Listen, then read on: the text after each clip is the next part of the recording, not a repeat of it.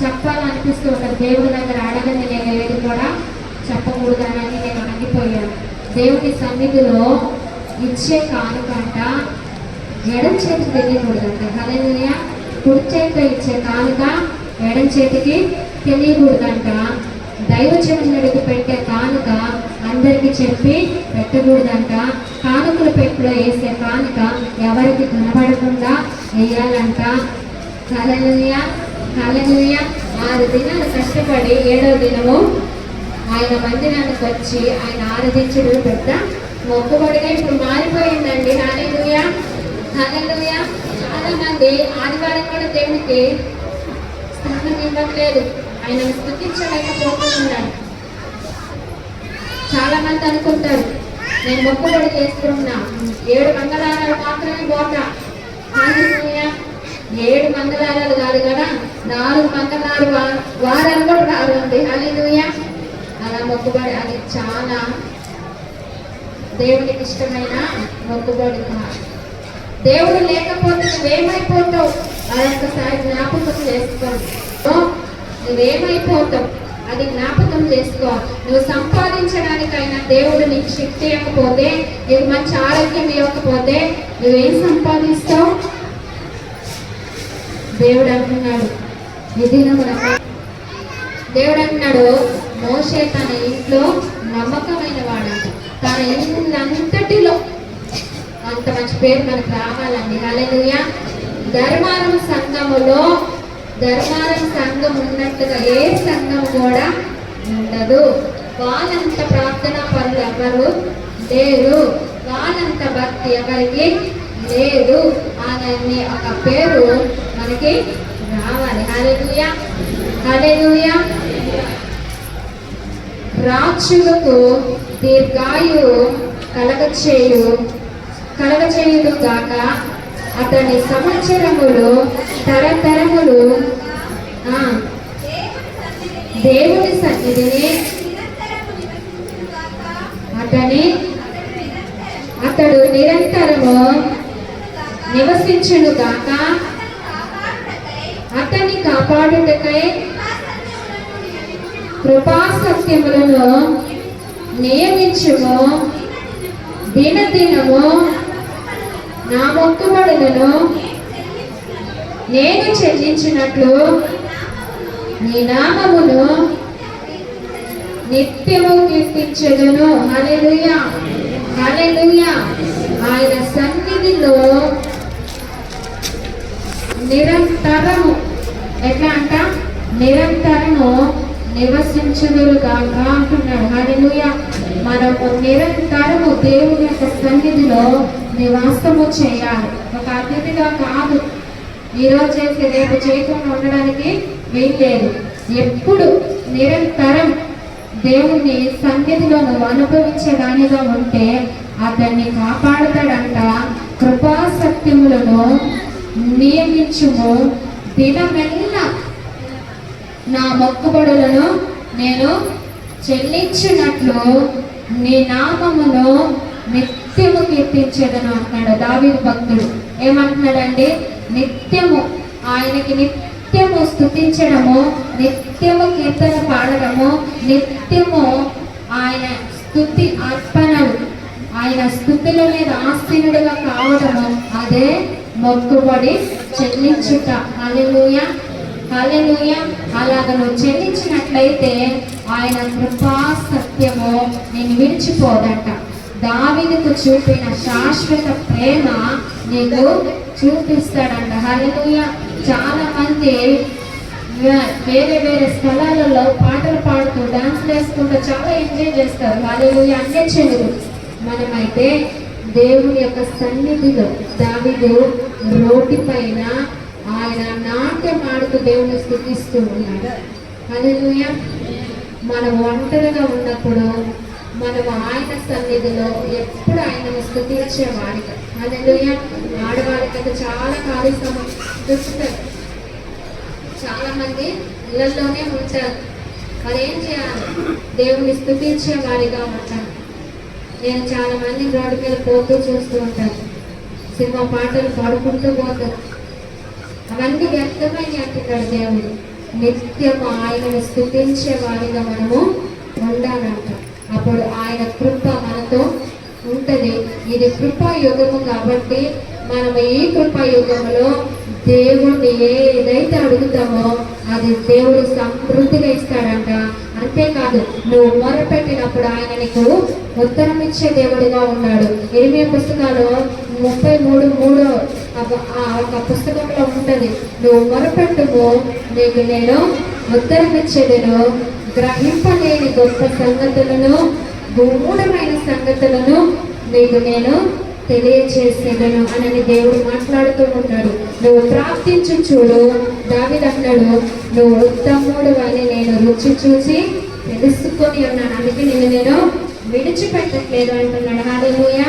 దేవుడు ఉత్తముడు అని నువ్వు రుచి చూచి తెలుసుకో, ప్రార్థన చెయ్యి. దానిలో ఉన్న అనుభవము ఏమంటారు, మూడు బొక్కలో ఉన్నంత అంతకంటే టేస్టీగా ఉంటుంది.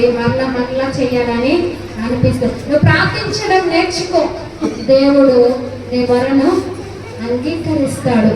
ఆయన మానక నీకు కృప చూపుతూ ఉన్నాడు. హల్లెలూయా. ఎడవక, తల్లి అయినా మర్చిపోతుంది కానీ నేను నిన్ను మర్చిపోనంటున్నాడు దేవుడు. హల్లెలూయా. అంతకంటే గొప్ప భాగ్యం ఇంకేం కావాలండి మనకి? ఎన్నో మంచినే పాటించాలి. హల్లెలూయా. పాటించాలి. నువ్వు ప్రార్థించి చూడు, దేవుడు నీకు గూఢమైన సంగతి తెలియజేస్తాడో తెలియచేయడు. చేస్తేనే కదా, ప్రయత్నిస్తేనే కదా దాంట్లో ఉండే ప్రతిఫలం ఏంటిదో మనం అనుభవించగలుగుతాం. హల్లెలూయా. మనకు ప్రార్థన చేయాలి. ఒక అమ్మ నాకు ఫోన్ చేసి అడుగుతుంది. ఏమని అడుగుతుందంటే, ఆమె చాలా మాంత్రిక క్రియలతో పీడింపబడుతుందన్నమాట. హల్లెలూయా. చాలా మాంత్రిక క్రియలతో ఆమె అన్నం తినక 10 రోజులైందంట. ఎన్ని రోజులైంది? 10 రోజులు మంచం మీదే ఉందంట. ఆ అమ్మ నాకు నా నెంబర్ ఆమెకి ఎలా దొరికిందో నాకు తెలియదు కానీ ఆమె ఫోన్ చేసి, అమ్మ నాకు ఒకసారి ప్రార్థన చేయమా అని అడిగింది. అడిగిన తర్వాత నేను ఆమె ప్రార్థన చేయమన్నదో లేదో దేవుడు ఆమె గురించి నాకు వెంటనే బయటపరిచాడు. నువ్వు చాలా రోజులైందంట అన్నం తినక, నువ్వు ఇప్పుడు మంచంలోనే ఉండవంట, పైకి వేస్తే పడిపోయేదంట ఉన్నవంట, నువ్వు చాలా బలహీనంగా ఉండవంట, నువ్వు చాలా మాంత్రిక శోధనతో పీడింపబడుతున్నవంట. ఇవన్నీ నిజమేనా అని అడిగాను. హల్లెలూయా. నిజమేనమ్మా అని అన్నది. మరి ఇప్పుడు నేను నీ ఊరు కాదు, నీ ఏరియా కాదు, ఎవరైనా చెప్పాలన్న నీ ఊరు నాకు తెలియదు. మరి ఈ మాట ఎవరు చెప్పారు నీకు అని అడిగాను. నీలో ఉన్న దేవుడు. ఏ దేవుడు? యేసయ్య. యేసయ్య ఎవరు? అందరినంట కనికరించే దేవుడు అంట ఆయన. హల్లెలూయా. అన్ని జనాలంట ఆమె అందరినీ కనికరించే దేవుడు అంట, దయ చూపించే దేవుడు అంట. అది మాత్రం తెలిసింది ఆమె. ఆ నమ్మకంతో, ఆ విశ్వాసంతో నాకు ఫోన్ చేసింది. నువ్వు ఇప్పుడు నమ్మినట్లయితే, లోపడినట్లయితే నువ్వు ఇప్పుడు నీకు అన్నం తినబుద్ధి అవుతుంది. నువ్వే లేచిపోయి అన్నం వేసుకొని తింటామని చెప్పాను. హల్లెలూయా. ఆమె అందరు పడుకున్నాక 10 అవుతుందంట. ఆ అన్నం తినాలని అప్పుడు ప్రేరేపణ వచ్చిందంట. అప్పుడు తినబుద్ధి అయిందంట. అన్నం తిని నెమ్మదంగా నేను ప్రార్థనలోనే ఉన్నాను 11 గంటలకి. 11 గంటలకి ఫోన్ చేసింది. ఈయనకేమైంది ఇప్పుడు మళ్ళీ అని నేను ఫోన్ ఎత్తి, హలో అమ్మా అని అన్నా. అమ్మ నేను అన్నం తిన్నాను, నాకు అన్నము తినబుద్ధి అయింది, దేవుడు నాకు ఎంత మంచి ఆరోగ్యం ఇచ్చాడమ్మా, నేను వెంటనే స్వస్థపరిచాడు. హల్లెలూయా. అన్ని జనరాలకి అంత విశ్వాసం ఉంటే, అన్ని జనరాలకి అంత గొప్ప నమ్మకం ఉంటే, నువ్వు నేను దేవుడిని నమ్ముకొని ఎన్ని సంవత్సరాలు అవుతుంది? దేవుడి మీద నీకు నమ్మకము ఎంత వరకు ఉంది? హల్లెలూయా. ఎంత వరకు ఉంది? ఆమె లేచి చాలా సంతోషంగా దేవుని మహిమపరిచింది. హల్లెలూయా. మన దేవుని ఎంతగా మహిమపరిచాలి.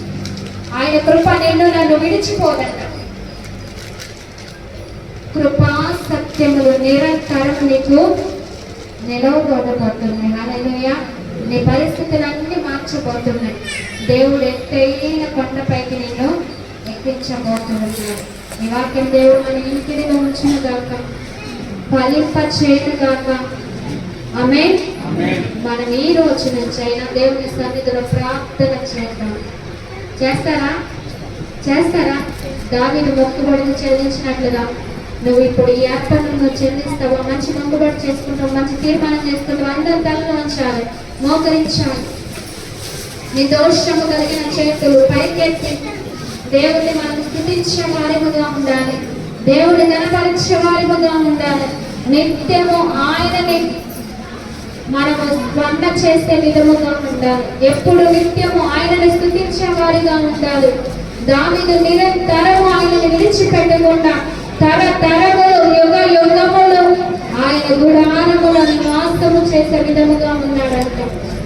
హల్లెలూయా, హల్లెలూయా, హల్లెలూయా, హల్లెలూయా. దేవానికి స్తోత్రములు. ఇదిగో ప్రతి వారం ప్రతి దినము నీ సన్నిధిలో నేను గడుపుతున్నాను. కానీ నాకు ఒక అనుమానం. ఏమనుమానం అంటే నా ప్రార్థన వింటున్నాడో లేదో, నా ప్రార్థనకి చెవి ఒగుతున్నాడో లేదో అనే ఒక అనుమానం. ఈ అనుమానం నేను తీసివేసుకుంటాను ప్రభువా. ఇప్పుడు నువ్వు నాతో మాట్లాడావు. ఇదిగో దావీదుని ఎక్కలేనంటే ఎత్తైన కొండపై ఎక్కించినట్లుగా ఇదిగో నాయన నువ్వు నన్ను ఎక్కించబోతున్నందుకే నీకు స్తుతులు, నీకే స్తోత్రములు, స్తోత్రములు, స్తోత్రములు. రాజా నీకు వందనాలు, గొప్ప దేవా నీకు స్తోత్రములు. దేవా నా మొరను ఆలకింపుము, నా ప్రార్థనకు చెవి యొక్కుము. నా ప్రాణము తల్లడిల్లగా భూదిగంతముల నుండి నీకు నేను మొరపెట్టుచున్నాను. మన హృదయ అంతరంగంలో నుండి మొరపెడదాము దేవుని సన్నిధిలో. మన హృదయ అంతరంగంలో నుండి మొరపెడదాము. దావీదు ఆత్మతో సత్యముతో నేను ఆరాధిస్తాను, నిన్ను నేను గణపరుస్తాను. ఇదిగో నువ్వు నివసించే మందిరాన్ని నేను నువ్వు తేజ మహిమని నేను ప్రేమిస్తాను. నువ్వు నాకు ఎత్తైన కోటవి ప్రభు, నా శత్రువులు ఎదుట బలమైన కోటగా ఉంటానని నాకు ఈ దినము ప్రవచన వాక్కుతో మాట్లాడాము. ఇదిగో నేను ఏ సమస్యకి నేను భయపడను నాయన.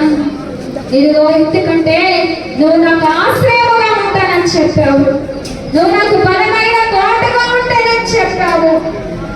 యుగ యుగములు నీతో నీ గుడారములో నీ ఇంట్లో నాయన నివాసము చేసే భాగ్యము నాకు ఇచ్చావు. నీకు వందనాలయ్యా. దేవానికి స్తోత్రములు. నీ రెక్కల చాటునే నేను దాగుకుంటాను ప్రభువా. నేను ఏ ఒక్కరిని కూడా నేను ఆశ్రయించను ప్రభువా. ఇదిగో ఒకవేళ ఆశ్రయిస్తే ఇదిగో శ్రమలు విస్తరిస్తాయని చెప్తున్నావు ప్రభువా. నిజముగా నాయన ఇన్ని దినములు ఈ శ్రేష్టమైన మాటలకు నేను లోపడలేదు, కానీ ఇప్పటి నుండి నేను లోపడతాను ప్రభువా. ఇప్పటి నుండి నేను అంగీకరిస్తాను ప్రభువా. ఇప్పటి నుండి నేను ప్రార్థిస్తాను ప్రభువా. ఇప్పటి నుండి నేను మేలు పొందుకుంటానయ్యా. నీ అద్భుతం నేను చూస్తానయ్యా. ఇదిగో క్రియలు లేని ప్రేమ అమృతం అంటున్నాడు దేవుడు. ఇదిగో నీలో దేవుని క్రియలు, నీలో దేవుని ప్రేమ, దేవుని మహిమను చూడాలి. దేవానికి స్తోత్రాలు, వందనాలు ప్రభువా.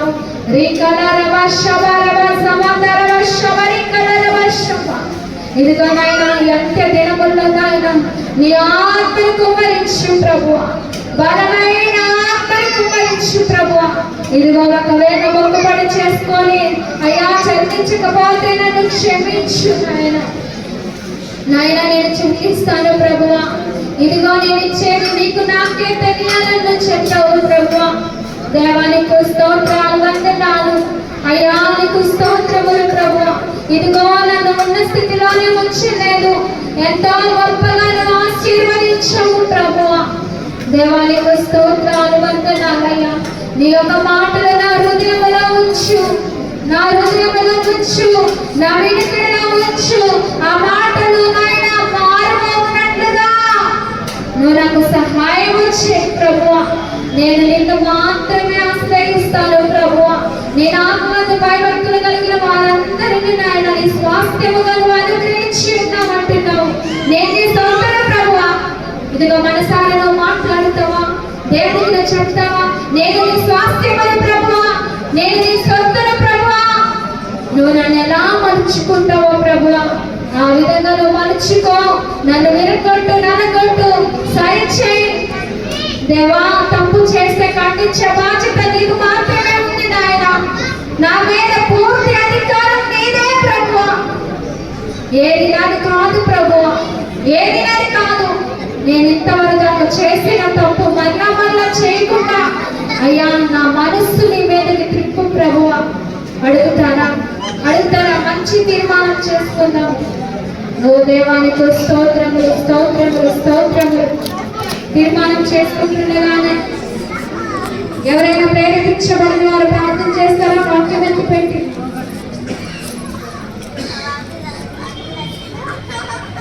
చేయాలి ప్రార్థన.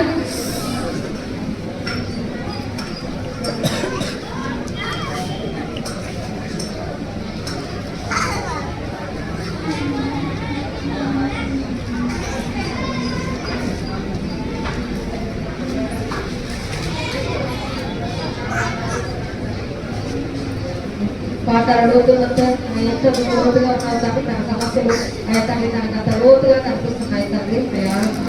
పాతాళంలోకి బయటపడడం కాకుండా ఇంకా ఎత్తైన కొండపైకి ఎక్కాలని తన ఆశ కలిగిస్తున్నాడు తండ్రి. తండ్రి ఆశ నెరవేర్చగల దేవానికి తెలుసుకున్నాం తండ్రి. అంతేకాకుండా తండ్రి కొండ పైనకి ఎక్కడమే కాకుండా తండ్రి ఇంకో ఉండాలని ఆయన ఆశ కలుగుతున్నాడు తండ్రి. అంతేకాకుండా తండ్రి అయ్యా దాని జీవితం మాదిరిగా పెట్టిన దేవుడిని మనం ఆచరించుకుంటున్నాం తండ్రి. ప్రార్థన అయ్యా తండ్రి మనం మాదిరిగా పెట్టి మమ్మల్ని పండించిన దేవాన్ని మనం ఆచరించుకుంటున్నాం తండ్రి. అయ్యా తండ్రి మొక్కుబడులను మీరు అంగీకరించుకున్న దేవానికి మనం తండ్రి. మన హృదయార్పణలు అయ్యా తండ్రి చూసుకున్న దేవానికి మనం ఆచరించుకుంటున్నాం తండ్రి. మా అర్పణలు అంగీకరించుకొని మా అర్పణలు అయ్యా తండ్రి అంగీకరించే విధంగా మా బ్రతుకులు సహాయం దయచేయమని ఏవేలు అర్పణ తండ్రి. అయ్యా తండ్రి ఏవేలు అర్పణ అంగీకరించడానికి ముందుగా ఏవేలు అర్పిస్తారు, ఏవేలు అంగీకరించారు తండ్రి. ఎందుకంటే తన హృదయము అయ్యా తండ్రి మీకు శ్రేష్టమైన ఇవ్వాలని మీరు అయ్యా తండ్రి మిమ్మల్ని కనపరచాలని మిమ్మల్ని గొప్ప చేయాలని హృదయం సమర్పిస్తున్న అర్పణ అయ్యా తండ్రికి తనకి చేరించండి. అయ్యా కైకు అయ్యా అర్పణతో పాటు కైకు కూడా మీరు అయ్యా తండ్రి అంగీకరించడం దేవానికి కైలాగా మీకు ఉండట్లేదు దాంతో క్షమించమని. అంతేకాకుండా అయ్యా మా అర్పణలు మా హృదయాలను అయ్యా తండ్రి మా ప్రార్థనలు అన్నింటినీ అంగీకరించమని అయ్యా తండ్రి మేము మాదిరిగా అయ్యా తండ్రి అనేక దారులు ఎలాగైనా మేము మాదిరిగా తీసుకున్నాము తండ్రి. మేము అనేకులకు మాదిరికరంగా ఉండేటట్టు తండ్రి. అయ్యా తండ్రి అనుదినము మాకు ఎంత కొంచెం సమయంలో వచ్చినాను ఎందుకు చూపించే బిడ్డగా నేను అందరం ఉండి అయ్యా తండ్రి అయ్యా మీకు సంబంధించిన బిడ్డగా ఉండేటువంటి సమయం దయచేస్తాను. నమ్మకు నగులైన నేసే పరిశుభ్రంగా నడుస్తున్నాం తండ్రి.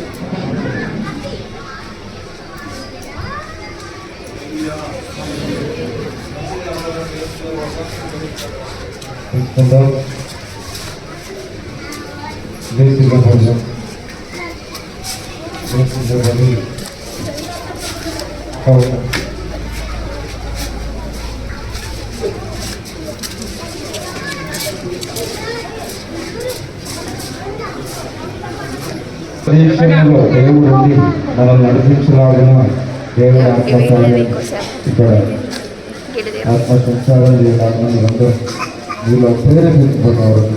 నేను ప్రార్థనపూర్వకంగా అందరూ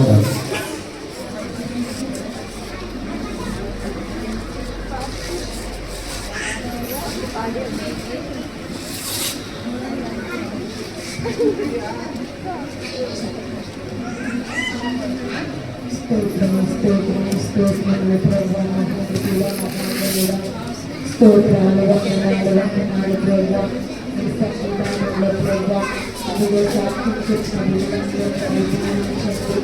అయా వారి సాక్షి ప్రభా నిలువబెట్టి ప్రభా వారి జీవితంలో పరిస్థితుల మహాభూతుల మహాగణుల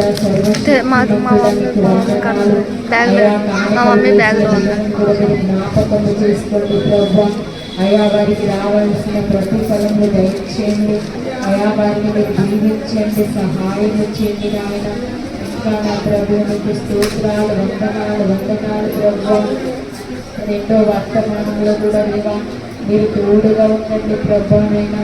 ఎదుగో దాసుని నిలబెట్టుకొని ప్రభా ఇదిగో మాతో మీరు మాట్లాడండి నాయన. దేవా మమ్మల్ని మీరు సరిచేయండి ప్రభా. వర్తమానమైతే పట్టుకొని ప్రభు మోసుకొని ప్రభు ఇదిగో నీ దాసుడు ప్రభు వచ్చి ఉన్నాడు ప్రభు. అయ్యా మీరు ఆశీర్వదించండి నాయన.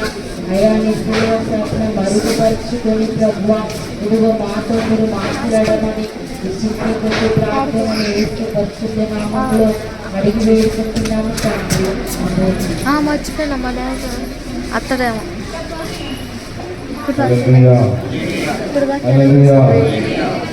మీకు ఏమవుతుంది ఎంకోళ్ళకు కూడా నా మాటలు వినొస్తున్నాయా అక్కడ దాకా?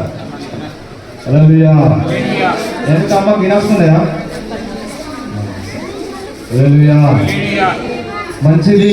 మరి దేవుని సన్నిధికి ఆసక్తితో వచ్చిన వారు మరి ఇంకెవరైనా బయట ఉంటే అందరు లోపలికి రండి, దేవుని యొక్క మాటలు వినండి. ఈ యొక్క పురుషుడు ఇక్కడ రాకుండా అందరి పేరు మన పని చేస్తున్నారా? మందిరం పని ఏమైనా చేస్తున్నారా? హల్లెలూయా. మందిరం పని ఏమైనా చేస్తున్నారా? లేకపోతే రండి.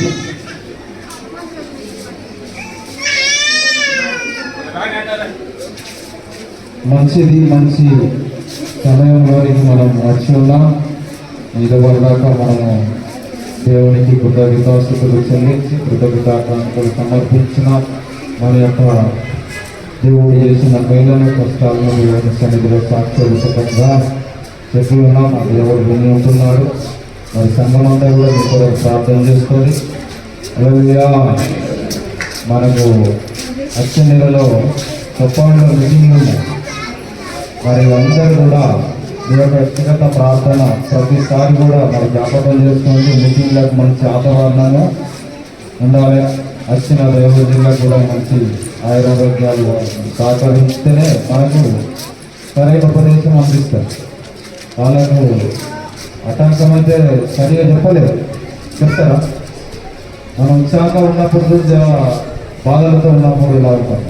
మరి ఆ ఉత్సాహంగా ఉండడానికి దేవుని యొక్క ఆత్మ వారిని ఆవరించి నడిపించాలి. అందులో ఉన్న సర్వసత్యము మనకు దేవుని యొక్క సందేశాన్ని తెలుపులాగా మరి అనేక నూతన ఆత్మలు కూడా ఆ యొక్క సభలో రావడానికి ప్రార్థన చేయాలి. దానికైనా ప్రార్థన ద్వారానే కార్యాలు జరుగుతాయి. ప్రార్థన ద్వారానే కార్యాలు జరుగుతాయి. ప్రార్థన లేకుండా దొరకవు. హల్లెలూయా. కేవలం వాక్యం వినిపోతే కూడా మన కుటుంబాల్లో కార్యాలు జరగవు. కేవలం ఆదివారం గుడికంటే కూడా జరగవు. ప్రార్థన అనేది ఉండాలి. హల్లెలూయా. ఇవాళ రేపు దేవుని కొరకు వస్తున్నారో, కొంతమంది మనుషుల కొరకు వస్తున్నారో కూడా తెలుస్తలేదు. గుడికి వచ్చి దేవుని సన్నిధిలో అన్ని పనులు చేస్తున్నారు, కానీ ఇంటికి పోయినాక ప్రార్థిస్తలేరు. ఏం చేస్తలేరు? ప్రార్థన చేయడం లేదు. దేవుని సన్నిధిలో అన్నిటికీ ముందుగా పోయి కూడా చేపలు వేయడము, పరిచయం చేయడము, అన్ని పనులు చేస్తున్నారు, కానీ ప్రార్థన కూడా చేస్తలేరు. హల్లెలూయా. మరి ఎందుకు చేస్తున్నారో వాళ్ళు మరి మనసులు చూడాలని చేస్తున్నారా, ఎలా చేస్తున్నారో మరి అర్థం చేసుకోవడానికి కష్టంగా ఉంది. మరి దేవుడు చూడాలని అంత ఆసక్తితో నువ్వు దేవుని సన్నిధిలో పని చేసినప్పుడు నీవు ఇంటిగా ఉండి అట్టిగా ఉండి సమయం వ్యర్థం చేసుకోకుండా ప్రార్థన చేయకపోతే మరి ఎవరి కోసం చేసినట్టు ఆ పని ఎందుకోసం చేసినారు? హల్లెలూయా. నీ యొక్క కష్టానికి ఫలితం రావాలా లేదా? నువ్వు కష్టపడదని ఫలితం రావాలా లేదా? మరి ఫలితం రావాలంటే నువ్వు ప్రార్థన చేయాలి. ప్రార్థన చేయాలి.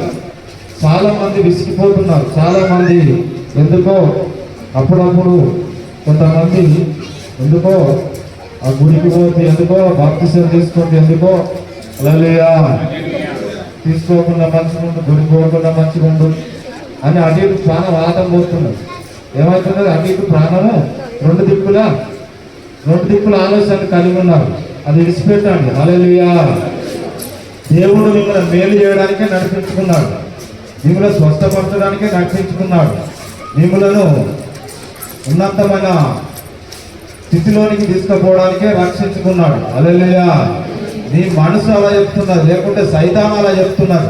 దాన్ని ద్వేషించండి. నా దేవుడు నాకు మేలు చేస్తాడని ఒక దృఢమైన నిర్ణయంలోనికి రండి. హల్లెలూయా. దేవుడికి రావాలి. దేవుళ్ళలోనికి, దేవుని ఆలోచనలోనికి రండి. సైతాన్ ఆలోచనకు లోపడకండి. నీ మనసు ఇచ్చే ఆలోచనలకు లోపడకండి. అలా లోపడితే మనము దేవుని యొక్క ఆశీర్వాదాన్ని చూడలేము. దేవుని యొక్క ప్రభువాన్ని మనం అనుభవించలేము. దేవుని యొక్క ఏక ఆలోచనలోకి వచ్చినప్పుడే, దేవుని యొక్క సిద్ధంలోకి వచ్చినప్పుడే దేవుడు ఖచ్చితంగా ఆయన నాకు మేలు చేస్తాడన్న విశ్వాసము నమ్మకంతో నేను ముందుకు వచ్చినప్పుడే దేవుడి యొక్క ప్రభావం నీ మీద పనిచేస్తాడు. దేవుడి యొక్క ఆత్మ నీ మీద పనిచేస్తాడు. దేవుడు నిన్ను చక్కటి మార్గంలో నడిపిస్తాడు. నీవు రెండు దిక్కుల మనసు ఉంటే దేవుడు రాడు. హల్లెలూయా. మరి అలాంటి ఆలోచనలు అది కలిగించేది మన శరీరము, మన ఆలోచన కావాలి, సైతాన్ ఆలోచన కావాలి. దేవుడు ఇచ్చే ఆలోచన కాదని మీరు గమనించి దేవుని మార్గంలో నడిచి దేవునికి మహిమకరంగా మనం అందరము ఉండాలని దేవుడు కోరుకుంటున్నాడు. భయముతోని బతుకుతున్నాం. హల్లెలూయా. మరి మనం ధైర్యంగా ఉండాలని దేవుడు కోరుకుంటున్నాడు. మనం నిబ్బరంగా ఉండాలని దేవుడు కోరుకుంటున్నాడు. మనము దేవుని హల్లెలూయా హల్లెలూయా మన పక్కన మన యొక్క బంధువులు, మన రక్త సంబంధులు వెళ్ళైనప్పుడు ఉన్నప్పుడు ఎంత ధైర్యం ఉంటారో అలాంటిగా దేవుడు నీతో ఉన్నాడు అన్న ధైర్యం తెచ్చుకో. అర్థమైందని చెప్తాను. హల్లెలూయా. ఒక్కలే ఉన్నారనుకో కొద్దిగా భయపడతారు కదా. ఒక్కలే ఉన్నారనుకో వాళ్ళు ఏమైనా నోరు మోసుకొని అతను నీతో ఇంకో నలుగురు ఉన్నారనుకో, నాతో కూడా మా వాళ్ళు ఉన్నారు, నాకు తప్పైనా నేను ధైర్యంగా మాట్లాడతా. హల్లెలూయా. మాట్లాడతారు. మంద బలం చూసి కుక్క మోగినట్టుగా ఏం చూసి మంద బలం చూసి హల్లెలూయా. ఆ కుక్క కన్నా అంత తెలివి ఉన్నది. నా పక్కన నా యొక్క యజమానుడు ఉన్నాడు, నాకేం కాదని మొదలుతుంది. హల్లెలూయా. మనం యేసయ్య ఉన్నాడని కూడా మనం చేయవలసిన ప్రార్థన చేయడము, చేయవలసిన మాట్లాడినంత మాట కూడా మాట్లాడలేదు, సువార్త చెప్పడం లేదు. హల్లెలూయా. మరి అలాంటిగా మనం ఉండకూడదు. మనల్ని పిలుచుకున్నది, ప్రత్యేకించుకున్నది మనలను భయముతో బతకడానికి కాదు, మనము ఇంకా కరువుతో అనుభవించడానికి కాదు, మనం ఇంకా లేమిలో ఉండడానికి కాదు, ఇంకా ఏ స్థితిలో ఉన్నావో ఆ స్థితిలో ఉండడానికి అస్సలే నేను విలువలేదు దేవుడు. అలా ఉంటున్నామంటే నీలోనే లోపాలను సరి చేసుకోవాలి. నేనైనా, నీవైనా, ఎవరైనా సరే. హల్లెలూయా హల్లెలూయా. మరి నువ్వంతా కరెక్ట్గా ఉండి కూడా ఉన్నావంటే కొద్దిగా ఓర్చుకో. 10 దినములు తర్వాత నీకు మేలే అంటారు.